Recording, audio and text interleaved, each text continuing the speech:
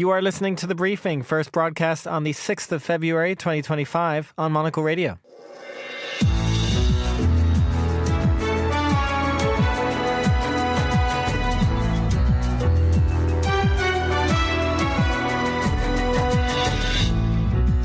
Hello and welcome to The Briefing, broadcasting live from Studio One here at Midori House in London. I'm Chris Chermak. Coming up on today's program, a ceasefire in the Democratic Republic of Congo is allowing humanitarian groups to re-enter the east. We'll look at what they're finding. After that, this exhibition has got some really good music. Yoasobi, very, very popular Japanese band at the moment. They've done one of the floors. It's so popular, it's reservation only. So if you do go, make sure you book before because they're trying to keep a handle on the numbers.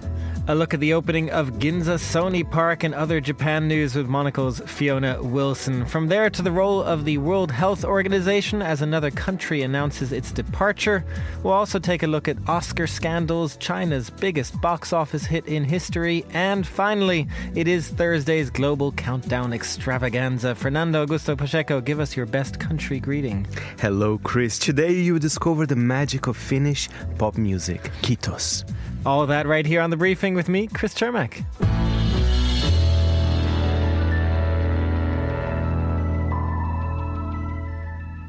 For the past few days, a ceasefire has been unilaterally announced and partially broken by Rwanda-backed rebels in the Democratic Republic of Congo. The ceasefire is supposed to allow humanitarian groups to assess the situation and what the civilian population needs. But of course, what the region really needs is a full stop to the conflict. Well, joining me now from Dakar is Christelle Uré, Regional Head of Advocacy, Media and Communication at the Norwegian Refugee Council, which is operating in the region. Christelle, what do we know right now of the situation in Eastern Democratic Republic of Congo, particularly the humanitarian side? Yeah, thanks a lot. So, of course, the escalation of the conflict has caused a severe humanitarian crisis in eastern Congo, that has come on top of another crisis. We know that approximately 500,000 people have been displaced because of this conflict in just a few weeks. And this is only adding to, the 4.6 million people that were already displaced in the region. So in terms of needs, of course, it is enormous right now. We're talking about urgent needs such as food, shelter, water, healthcare, of course, and also, the fact that families are now living in completely overcrowding and degrading living conditions. So just to give you a number, for instance, according to the United Nations, right now we have 800,000 returnees or displaced people that are living without shelter or without access to water. We have also 500,000 children that have no access to school due to the crisis and because of all of the schools that have been closed. Of course, when we look in Goma in particular, health facilities are completely overwhelmed by the influx of injured people. We had suffered from a lot of electricity, water, and internet shortage as well. And the last thing that I would like to emphasize is, all the protection issues. We know that there has been a lot of atrocities in areas where people were coming from, killing, sexual violence, and so on, and forced movement for civilians.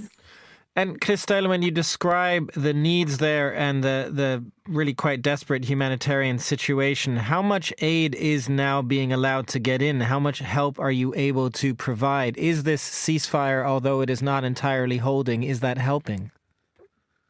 So in terms of what is available also, we already had some stocks, so we do still have some stocks to enter the immediate needs, but we are, of course, worried about potential shortages in terms of medicines, especially. So there is a need to ensure the facilitation of supply imports into Goma. That's for sure. What we are pushing for right now is to see whether there could be a setup of an emergency air bridge to prevent life-saving resource shortage by expediting imports and distribution of essential supplies, once again, particularly medicines. But we have also used the ceasefire and the fact that the security has improved over the last few days, be able to go out, go and see, the displaced people camps and to assess the situation. So right now what we're doing is that we are conducting assessments of the humanitarian needs so that we can scale up our response as soon as possible, especially in the camps that are in the outskirts of Goma.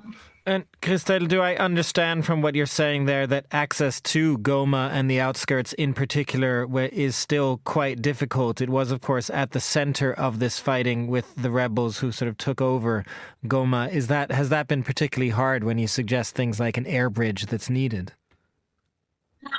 It has been hard since the beginning of January, but since Saturday, there has been this pause in terms of insecurity, and so now we can go easily, from Goma to the outskirts of Goma to go and see what is happening and to support the populations. So that has improved lately in North Kivu and in Goma, but we have no certainty, of course, whether this will last or not. So it's very important and very key to negotiate with all parties to the conflict so that humanitarian access is sustained. If the conflict would be to resume, then it is of importance that we make sure that we can still have access to the populations and the populations can still have access to humanitarian assistance. And just finally, quickly, although I know this is a difficult question, but the conflict may be new, or the upscaling of this conflict in January, but displacement is, of course, not new for the region, which has been mired in a conflict for a decade, really. I mean, can you just describe a little the impact that has on a population when they have to move multiple times? I mean, of course, we know that an entire generation in DRC, in the Eastern DRC, has known nothing but conflict, violence and displacement, So it means that in terms of access to basic social services, the situation is very dire. We need also to work towards durable solutions for these populations. And what is our major concerns right now is that the emergency needs are answered, but that also, they can rebuild their lives. So there is going to be a whole issue about also whether people can return to the areas of origin, whether they can have access to land, whether they can be safe.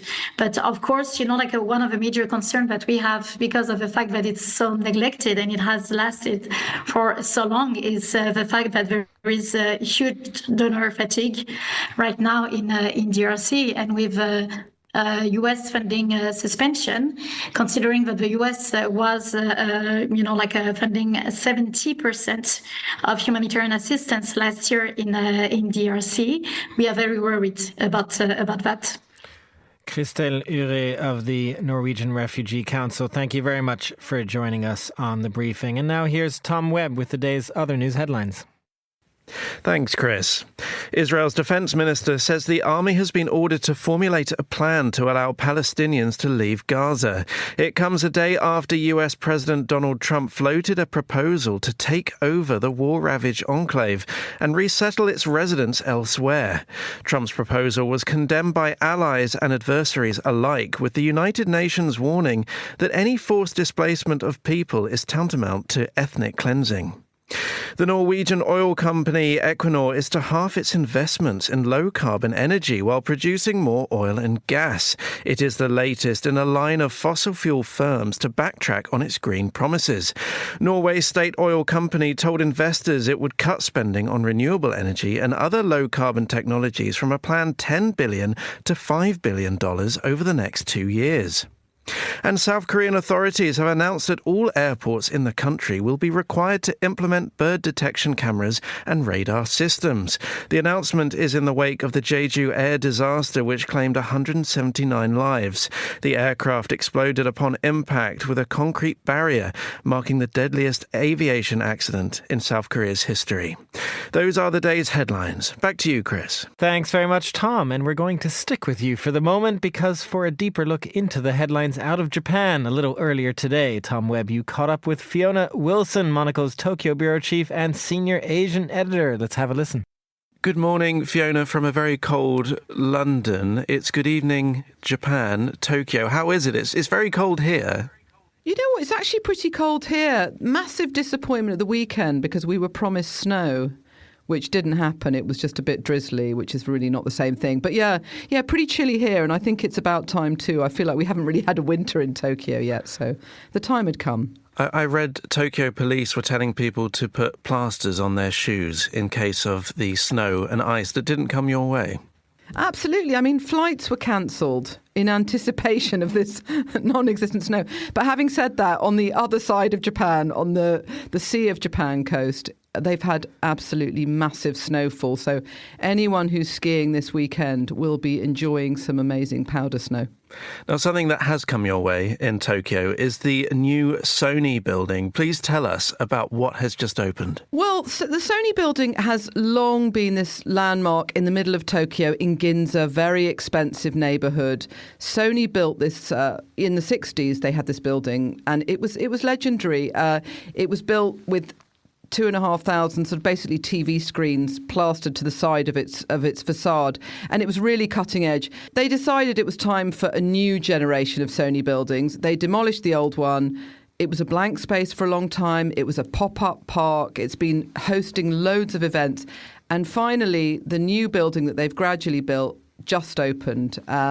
It's pretty spectacular. I went to have a look and it's so unexpected. It's like nothing else really. And it's certainly like nothing else in that neighbourhood, which is wall-to-wall designer labels, skyscrapers filled with every big label you can think of. Sony's gone the opposite direction. They've basically got a building that's half the height. They didn't use a famous architect. They used a team who collaborated. It's not plastered with Sony branding. It doesn't sell anything. It's not a showroom. It's just a big space, multi-story.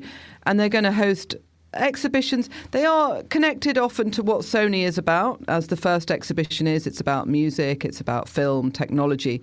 But it's not selling Sony products. And I have to say, I really, really enjoyed it. Well, that was my next question. Despite lacking almost everything by the sounds of it, did you like it? I loved it. So I chatted to Daisuke Nagano, who is the CEO of Sony Enterprise. That's the bit of Sony that's built this thing. He's been with Sony since, I think, 1992. He knows the company inside out, and he's just got an amazingly creative mind. And he thought, let's treat the building almost like a smartphone, and then you add different apps. And depending on the app you add, that's how it will be. So what they've done is they've made it like a sort of rather blank canvas for whatever they want to show. They're collaborating with artists. This exhibition has got some really good music. Yoasobi, very, very popular Japanese band at the moment. They've done one of the floors. It's so popular, it's reservation only. So if you do go, make sure you book before because they're trying to keep a handle on the numbers. But I thought it was really impressive. It's completely free. Anyone can sit on the ground floor, and they've even done a restaurant in the bottom. If you the idea is it's a bit of Western cooking, Japanese Western cooking, which they call yoshoku, little half portions, so you don't have to have a huge heavy meal. And I just thought it was really fun and very, very refreshing. It wasn't trying to sell me anything, and that's quite rare these days. So how do you sell it? Because you featured it in the magazine. It's in the latest February issue. It's a blank canvas. How do you cover that? Well, when I went last week to see what they've got, and also when I went before when we did it in the magazine, they are working very closely with artists, and they've given each of them an area of this building and said, okay, do you want to do some new artworks? So when the time we went to photograph it, they were incredible. It was a light installation, some beautiful paintings by up and coming artists. They were actually for sale, the paintings. No doubt they sold. And you feel like anything is possible. This time they've done installations with video artists. They've got music is the big theme, I felt, and they've got a fantastic thing in the basement which I loved, which was basically, it's almost like a sort of archaeology exhibit. You go in, you get a pair of headphones, and you can put them in all over the place, and every time you put them into a little slot, you hear some music, and it could be anything. It could have been David Bowie, could be Oasis, it could be some famous Japanese song. it was really, open-minded, and people, I just thought they were really enjoying it. And I think that, it's difficult. How do companies promote themselves without selling themselves? And I think that is quite hard these days and almost unimaginable. I think most people want to monetize everything. And they are, of course, hoping ultimately to sell goods. That's what they're about. But it's done in a way that you don't feel you have to leave having parted with any cash. Now, before I let you leave, we spoke about how the ice warnings never really happen, but there's a new type of warning that's hit Japan today. It's about being careful on the train tracks. Yeah, I mean, oh my goodness, another day, another over-tourism story from Japan. But what we've got at the moment in Hokkaido, this northern island of Japan, very attractive. You've got tons of skiers from all over the world congregating there at the moment. And you also have a lot of people going to this town. It's called Otaru. It's a port town in Hokkaido. It's very attractive. It's got these red brick warehouses. It's been the scene of a couple of very popular films. And it is mobbed. And they've actually had to put security guards in some very photogenic spots. They've had to get guards in to stop people crowding onto train tracks. And unfortunately, a woman was actually killed last month, a Chinese tourist. She was trying to take a photograph and she was hit by a train. And this is the situation that's going on. It's really got out of hand. And these towns are just not prepared for the numbers. And I think they're really trying to adjust to this new world of cheap yen, really loads of tourists, and this over-tourism word we keep hearing, fully justified here, I think. And I did just see this morning about off-piste skiing in Hokkaido. 90% of people going off-piste seem to then just disappear. Well, after I broke my arm last year, you will not catch me doing any off-piste skiing. But the off-piste skiing in Hokkaido, you have to be very, very good. The amount of snow this season, it is deep, and I wouldn't recommend it unless you're a very, very experienced skier. So, yeah, and I think, Japan's slightly risk-averse culture is slightly hair-raising, the thought of people just, getting a pair of skis and going wherever they like. The main runs in Niseko, which is this very popular resort, there are huge, huge runs and of all sort of abilities, and I think they think, do people really have to do off-piste? If you see the depth of this powder snow, it is pretty terrifying. Well, please stay safe out there for us. Fiona Wilson, thank you very much for joining us. Tom Webb speaking to Fiona Wilson earlier today. You're listening to The Briefing on Monocle Radio.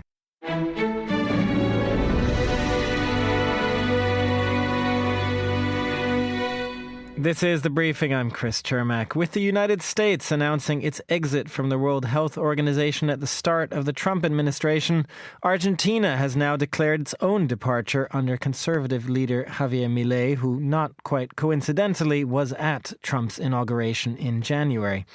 So what are we losing if the WHO ceases to have members? Well, I'm joined by Dr. Chris Smith, host of the Naked Scientists podcast and a virologist at Cambridge University.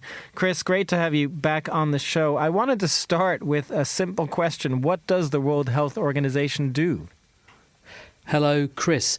Well, the World Health Organization, WHO, is an international secretariat. It's impartial politically, and it's the body which provides or follows or instructs or advises, assists in health around the world. And that ranges from intervention in outbreaks and diseases, as we saw with COVID, through to other kinds of threats to life that need some kind of international response, and where monitoring is useful. And if we take COVID as an example, the power of the World Health Organization is that they cross continents, they're all in collaboration, they've got boots on the ground, they've got hands-on pipettes in test tubes in laboratories, so they can bring to bear enormous resources and get countries to follow particular patterns of activity, assuming those countries support them, of course.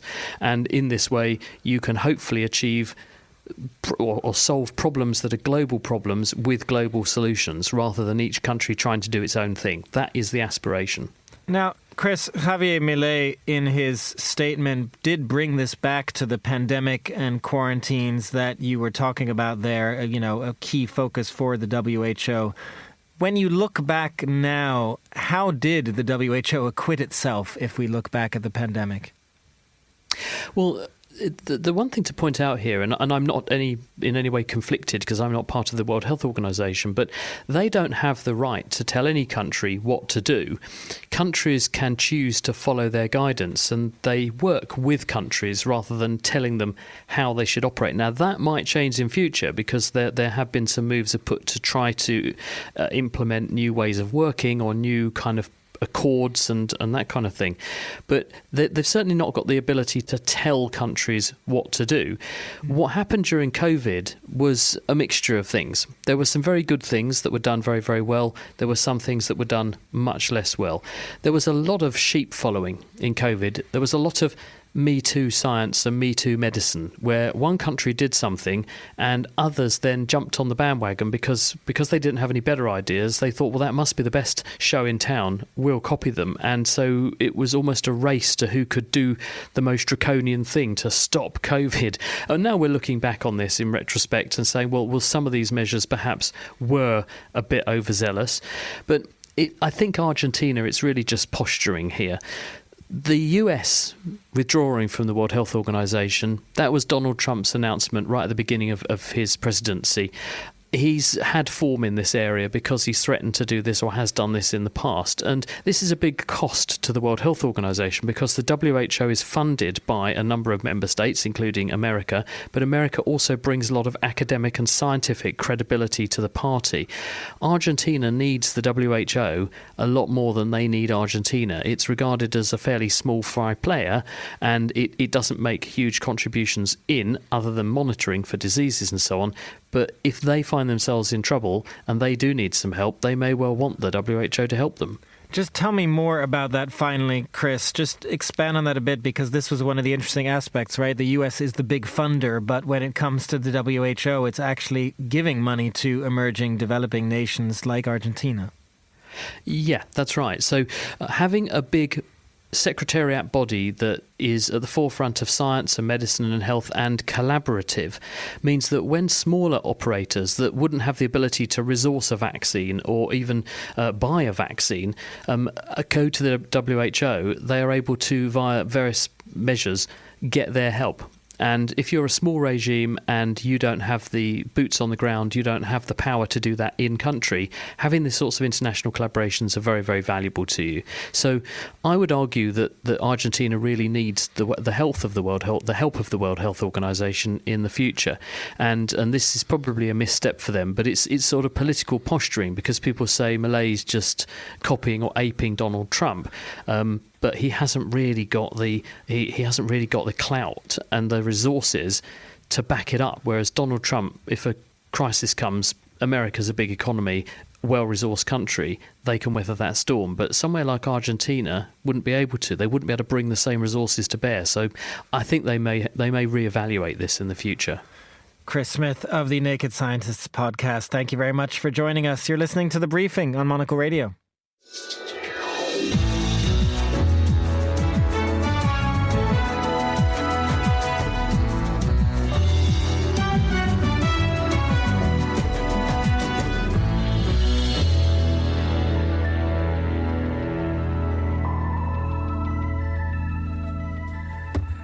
This is The Briefing, and it is time now for a rundown of film news from around the world. And Monocle's favorite film critic, Karen Krzanovich, is here. You've rushed into the studio in that brief little live interlude that we had. And Monocle's Fernando Augusto Pacheco, you are a surprise guest. You have decided you cannot stay away because we are going to talk about the Oscars to start, and there is so much to talk about. So he's my Joan Crawford to my Bette Davis. Amazing. Let's start with that. Karen, I think we have to start with you. What's going on? So exciting. Okay, the Oscar race. This is the cinematic Christmas. For me, forget Christmas. It's the Oscars. Okay, we all know that Emilia Perez, the Audiard film that starred the first trans actress, was nominated for 13 Oscars. Now, that set a record for any foreign language film. But the leading star, Carla Sofia Gascon, am I saying the name right? Gascon. Some tweets, unfortunate tweets have resurfaced. Just a few. Just a few. I mean, who's digging? Somebody was. It looks like her Oscar campaign has just tanked. Netflix is no longer paying for her flights out to L.A. The director doesn't want to talk to her, and they're pushing Zoe Saldana, who's a big winner at the Critics' Circle Awards on Sunday, to the fore. And this is really... Oscar campaigns are really difficult to build, but apparently very easy to sink. And she's not being very apologetic, I have to say. I mean, she went rogue on an interview at CNN en Español for 1 hour without Netflix authorization. And she cried. I mean, she was very emotional. Clearly, this has been affecting her. But yeah, the campaign's definitely not going well for her. I mean, is she going to the Oscars, Karen? I don't. Well, she's going to have to go. Although there is a meme going around that the ghost of Joan Crawford is going to accept her reward if she gets it. But she booked that CNN thing herself. Her agent didn't even book it. That would be like me calling you guys up going, I need to talk. So what exactly happened? So she was emotional but unapologetic. Is that the way to describe it? I think she was saying that she's being persecuted. And as a Brazilian here on the table, I have to say, Brazilians are very upset with her because when she was in Brazil promoting Emilia Paris, she kind of implied that the thing of I'm still here with Fernando Torres, someone from her team were kind of releasing kind of bad stories about Carla Sofia. And that's not true. She had to say, listen, sorry, that's not actually the case. But don't mess with Brazilians online because we're big online and I'm sure Brazilians help to find those tweets and I have to say she offended everyone, Asians, black people, Brazilians, and don't Mexicans. Mess with Fernando Torres particularly because I remember, Fernando, how excited you were when this was announced with I'm Still Here. You described this as Brazil's World Cup. I mean, this is what we're talking about. So this is what she is getting involved with. Okay, I have to say, now a stopped clock is right twice a day. And we may not agree with trans people, or we may not agree with Carla's opinions. We may not even like the program or the movie. We may not like her, or in previous life, we might not have liked him as a performer. But she says, and I can't remember which one this is from. It might be from the CNN one, where she goes, and even me, maybe even knowing it, maybe I have some prejudice or I criticize some communities because we all do it. And I'm just going to say that, in 2008, you know what I'm going to talk about. Yes. Fernando Torres appeared in blackface. So, clean up with that social media and everything you've done in the past. But that's, again, defending Fernando. This is becoming a very heated discussion. She did, but I loved, she was very swift in her apology. She was very kind of, gracious as you can be in an apology like that. And she explained the situation in Brazil back at the time. But it was very swift. He was like, yes, it happened. And I'm tremendously apologetic. So this is perhaps a lesson in not just resurfacing social media tweets, but then how you deal with them once they have resurfaced, where there is perhaps a difference. Would you agree with that, Karen? Yes, I agree. But, I didn't really like the film. I've tried to watch it twice. I haven't watched it all the way through to the end. Zoe is great. It is audacious. I saw it in Cannes. And you just didn't think it was going to work, and yet it holds together if you're enjoying it. I mean, the cinematography is amazing. But I love this quote that she gave last August. I love to fight. If it was up to me, I would go to all the talk shows and fight with everybody all the time. Whatever she's on, I want to be on it. In fact, I probably am. But there you go. Karen, before we let you go, we did just want to ask you about one other thing, because in China there is a giant new film, the biggest box office hit in Chinese history. Just tell us about this market in China. Okay, the Chinese animated film, do you know how to say it? Ni Za Tu. I'm assuming that's Mandarin or Cantonese anyway. It is the largest selling box office film in history in the Chinese market. And that's like almost $100 million right off the bat. It's absolutely huge. It took over the Battle of the Lake Changjin, which was massive, which again was almost the same amount. But this is a part two. It takes its name from a mythological character in the Ming Dynasty. But it's animated. It's a big family film. And it also comes out at exactly the right time, and that's the New Year celebration, when it's the biggest box office moment in the Chinese market. Now, Chinese market's very difficult for anybody else to break into because they guard everything very carefully. They've got sanctions in place that Hollywood movies can only show so often. But this is amazing. The fact that the success is just, it's wider than cultural tourism. It seems that the story and the way it's been executed is absolutely amazing. And I, for one, even though I don't like animated movies, I wish I did, I'm dying to see it. All right. Well, we'll get you to review it some point once you've seen it. Karen Krzyzanowicz, thank you very much for joining us. Fernando Augusto Pacheco, stick with us here on The Briefing.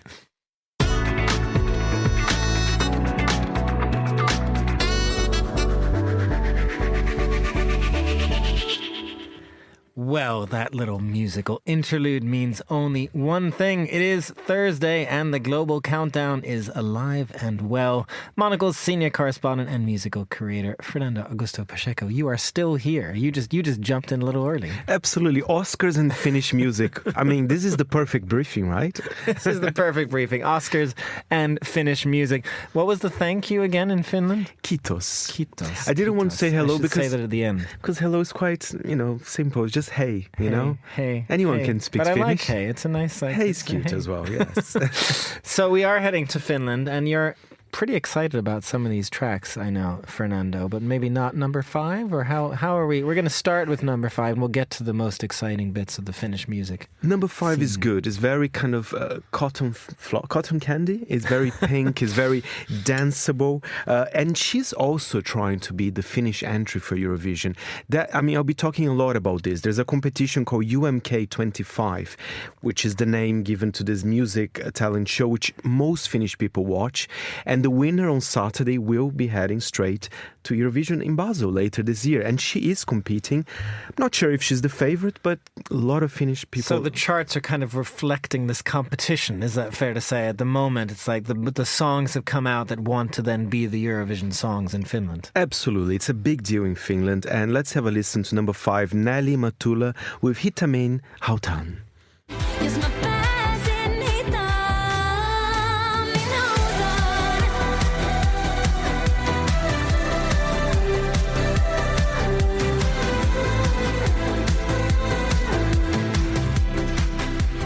This is sort of the classic Eurovision sound that many will go for. It doesn't necessarily win, but always just gets people moving and bopping and does relatively well. Exactly. But for any Finnish people there, just the title of the song translating is called Slower to the Grave. I mean, that's not something you would imagine. So Eurovision. That's not so Eurovision. But hey, Nelly, it's a nice song. But as you rightly said, perhaps a tad bit generic, but good enough. A tad generic. But that title is pretty good. Exactly. Let's move on to number 4. Is this also a Eurovision entrance? Yes, and it's another type of Eurovision song, as you will be listening in just a second. It's a ballad. It's very kind of fairyland, almost mythological in a way. Again, perhaps a tiny bit generic as well, but Vivi is nice. And number 4 with the song Aina.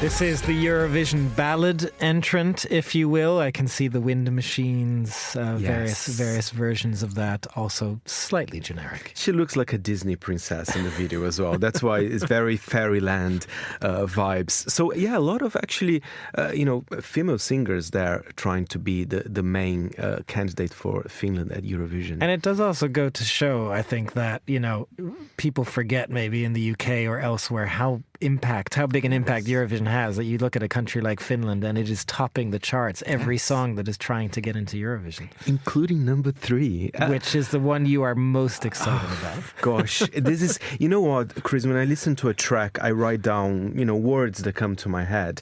And this one I wrote, Chocolate Disco Gold Operatic. I mean, this is brilliant, and this is what makes me happy about pop music. Have you ever written those words together to describe a song before? I think that was the first one. and I think I said chocolate because in the video she's wearing kind of a golden bikini in a way, and she's kind of in a giant golden vinyl, but there's some liquid in there. And I don't know, it felt to me that it was like a liquid chocolate, and she was in a chocolate fountain dancing quite sexually, I have to say, because as you know, the song is called Ich komme, which is in German. Ich komme, yes, very exactly. good. I think a lot of people might know it means I am coming. It's quite an interesting title. It does mean I'm coming in every sense of the word. Should we just leave it there? Exactly. We might have kids listening to the briefing. This is Erika Wickman with Ich komme.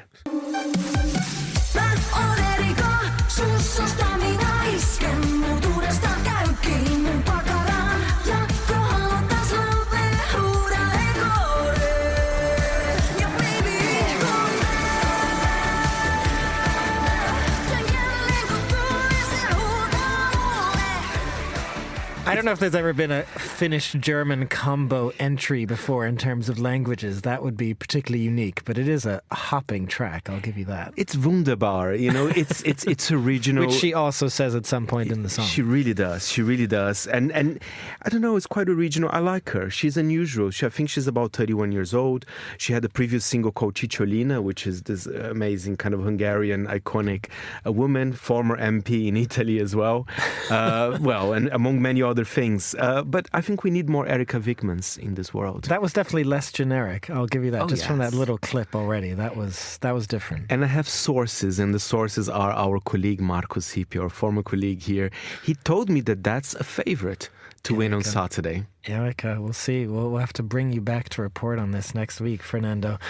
You're less excited about actually number 2 and number 1, but let's go for it anyway. Number 2, what do we have? It's a change of gear here. Now we're going to listen to the work of Finnish-Greek rap artist Ares, featuring Busy with the song T-Paita, which means T-shirt. Sä kysyt vois painaa, mulle tee paitaa. Se sopii sun päälle kun minä en oo tuntenut sellaista ikinä. Hyvät jutut vie aikaa, jos sanot et sä vihaat. Ares is not trying to be an Eurovision candidate, I'll tell you that. Okay. But you know what, Chris? I've been looking at the Finnish charts. I think they're very fun. And the hip-hop scene in Finland is quite, it's quite big. There's the hip-hop scene. I remember our Helsinki correspondent Petri Bertsoff describing Finnish Afro Trap the last time when he was once here with you doing the Global Countdown. Yes, and I love that song. I even added actually to the playlist. There was a fun touch to it. This one is a little bit more depressing, but as I said, everyone loves him. He's currently in the middle of a big tour in Finland. He's going everywhere. I saw the list of concerts, not just Helsinki. He's going probably to the smallest towns in Finland. You've got to get up there. You've got to get up and out. Absolutely. Number 1. How excited are you about this one? I mean, respect to artists. He's back. He's back in number 1. And I think it was his first number 1 song as well, although he's a very popular artist. And I'm going to try my Finnish here, because it's a very long title. The floor is yours. The floor is mine. It's not Duncan. I don't know. Maybe it's Erika Wickman. She's messing up with my brain. The song is called Menestik on paras tapa costa, which means success is the best way to get revenge. Baby, haluan Marbellas postaa. Saa mitä vaan kun katseen nostaa. Vaikein rakkautta voi ostaa. Menestys on paras tapa kostaa. Moni teki väärin, se käy enää koskaan. Former Monocle presenter Markus Hippie, if you're listening, how did Fernando do? Do write us, please. And yeah, maybe he's right. Success is the best way to get revenge. But he does say in the track as well, you can't buy love. So he's very, good. And he's hugely popular, clearly. Exactly. Number 1 and number 2. Fernando Augusto Pacheco, thank you very much for joining us on The Briefing. That's all the time we have for this edition. It was produced by Tom Webb. Our researcher was Maisie Ringer, and our studio manager was Elliot Greenfield. The Briefing is back tomorrow at the same time. I'm Chris Chermak. Goodbye, and thanks for listening.